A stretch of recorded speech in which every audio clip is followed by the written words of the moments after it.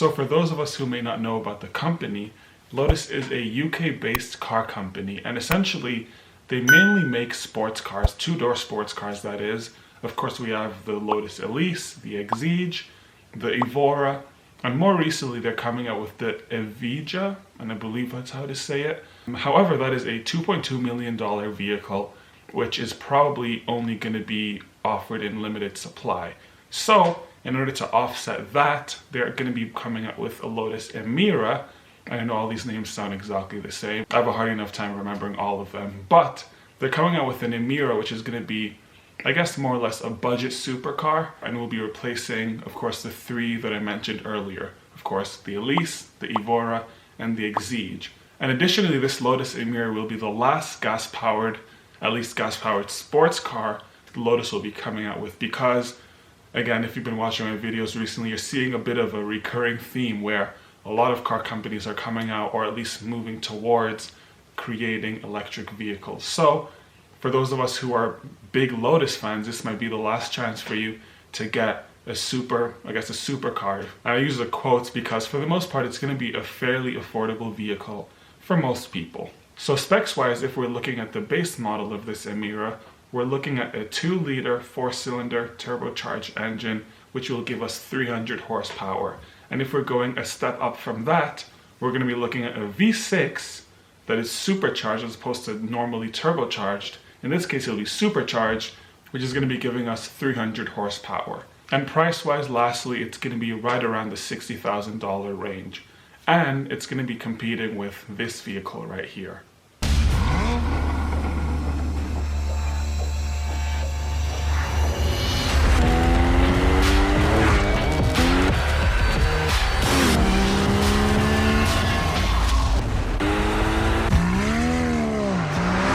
By the way, just as a caveat, if you will, I do have to let you know that this car that I'm showing you is the Cayman GT4.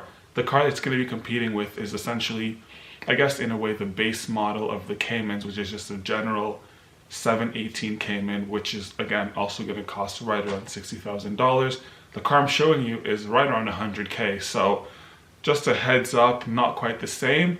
However, I really do like this video, and I feel like I really like the exhaust sound, so here's the GT4 Cayman.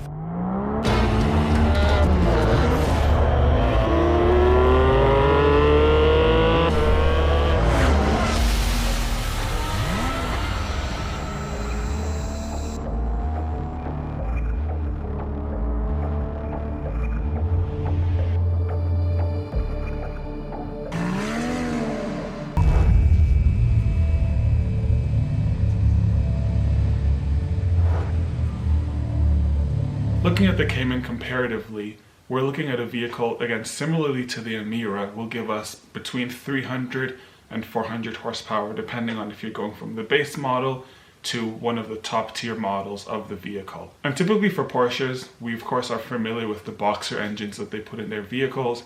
In this case, it's going to be no different. However, for the base model, we're looking at a 4-cylinder engine.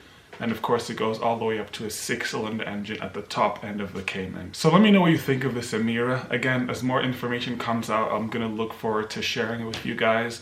If you guys want me to make a follow-up video when we actually get a full reveal of this video, let me know in the comments below. If there are other cars you want me to talk about because you're curious about them, or you're curious to buy them, or whatever the case might be, also let me know in the comments below. And that's that for this video. I will catch you guys in the next one. Peace.